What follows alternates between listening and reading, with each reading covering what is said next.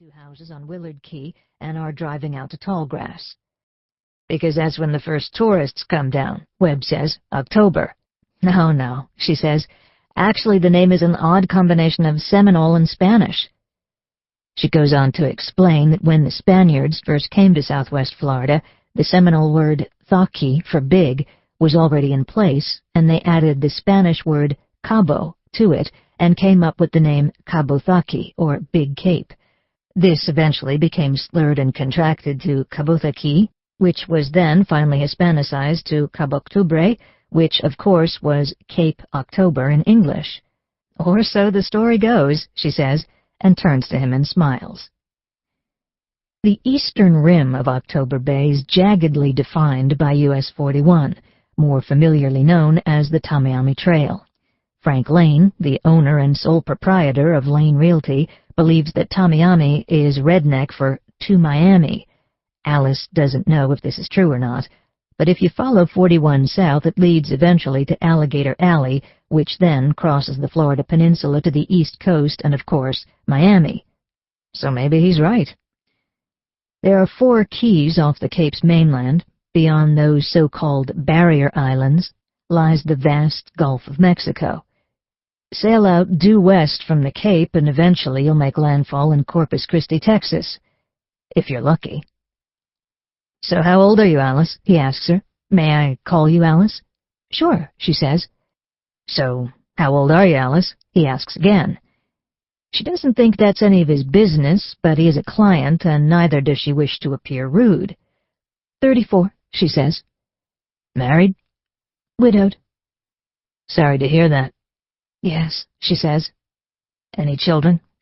2, a boy and a girl. Tough break. Yes, she says again. How long ago? He asks. You know, she says, I'm sorry, but I'd rather not talk about it. Okay, he says and shrugs. Sorry, I didn't mean to intrude. That's okay, she says, and then softens her tone. It's just that it's still painful. Must have been recent then, huh? He says, and when she doesn't answer, he says, Sorry. They ride in silence for several moments. Was it an accident? He asks. She doesn't answer. Sometimes it helps to talk about it, he says. I figure he had to have been young, right? I mean, you're only 34, so it had to have been either a heart attack or some kind of accident, am I right? He drowned 8 months ago, Alice says.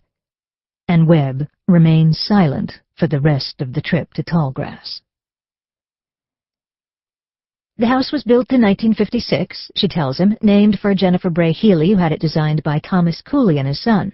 They're famous Cape October architects. Never heard of them, Webb says. They designed a great many of the buildings downtown. I'll take you to see some of them later if you like. The Healy House is considered a hallmark of the Cape's modern architectural movement. They're standing in the oval driveway in front of the house.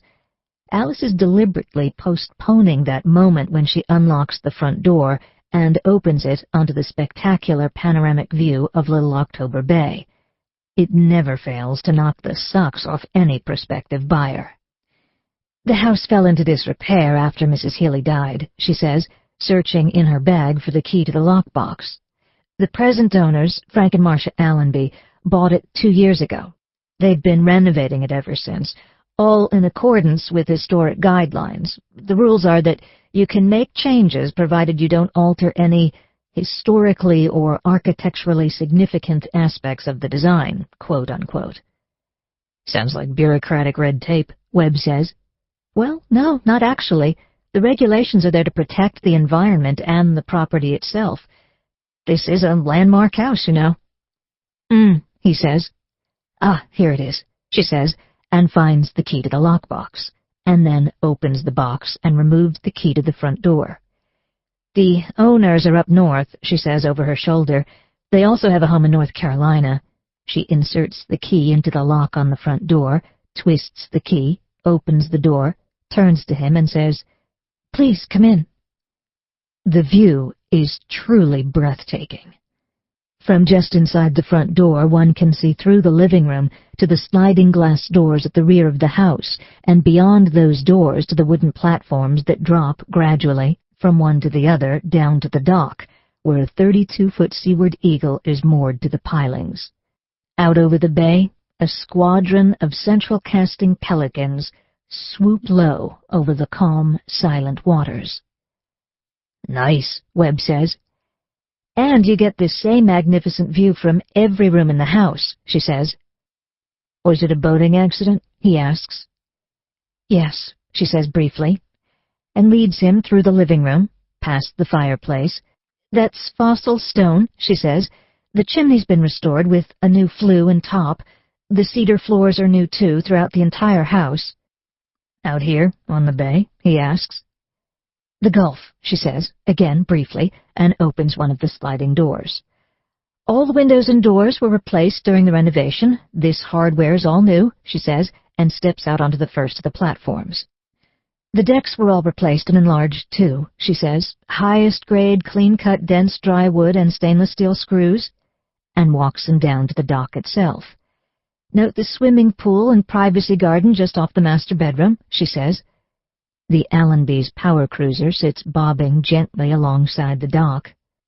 The dock is new, 40 feet long. It can hold one large and two small boats, or a second boat up to 20 feet, dual 50-amp service to the dock, full access to the Gulf of Mexico, no bridges on the way. "When did you start selling real estate?" "Almost 6 months ago," she says. "Lots of widows in the real estate game," he says. "I hadn't noticed." "Widows and divorcees. Keeps him busy, I suppose." She wants to tell him that this is more than busy work. This is her way of starting a new life, her way of coping with the aftermath of her husband's senseless death, when her very existence was shattered. She catches herself, looks out over the water. "It's so utterly still here," she says. She allows him to stand on the dock in silence for a while, savoring the solitude and the majestic view. "Come," she says, "let me show you the rest of the house." Inside again, she shows him the kitchen, with its custom teak countertop and hand-built, hand-painted kitchen cabinets, its Millet and Thermidor appliances. "The water softener has been added to the entire house," she says, "and there's a new two-tone air conditioning system with all new ducts. All the plumbing and plumbing hardware was replaced, too, including a new line to the street. There's a new irrigation system, a new well pump, a new shell driveway. In effect, you'd be getting a brand-new house that just happens to be a historic landmark as well." She takes him into the large room on the southern end of the house. From Frank Allenby's spacious desk, the view over the bay is spectacular. "This is actually a second bedroom," she says. "It has its own private bath, but the Allenbys live here alone, so Frank uses it as an office."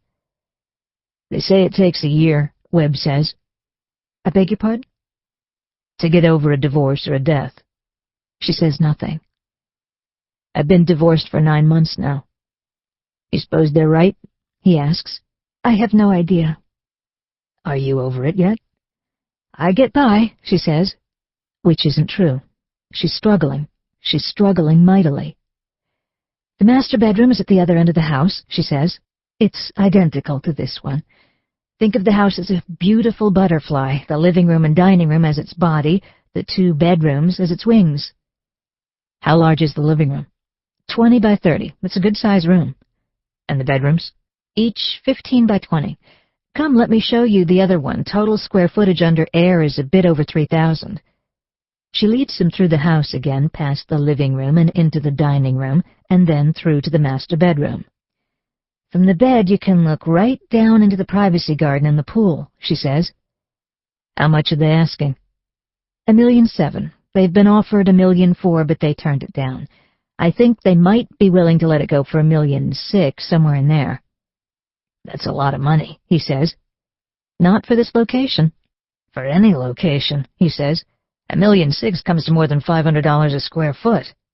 "You've got to figure $1 million for the property alone," she says. "You won't find many other views like this one." "Well, I'll have to think about it," he says, and her heart sinks.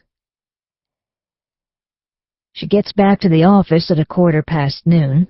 They exchange phone numbers, and Alice promises to have some new houses to show him by tomorrow morning at 9, when they'll go out looking again. to keep listening to this audiobook. I've left you a link in the description so you can do it, at no cost thanks to Audible's 30-day free trial.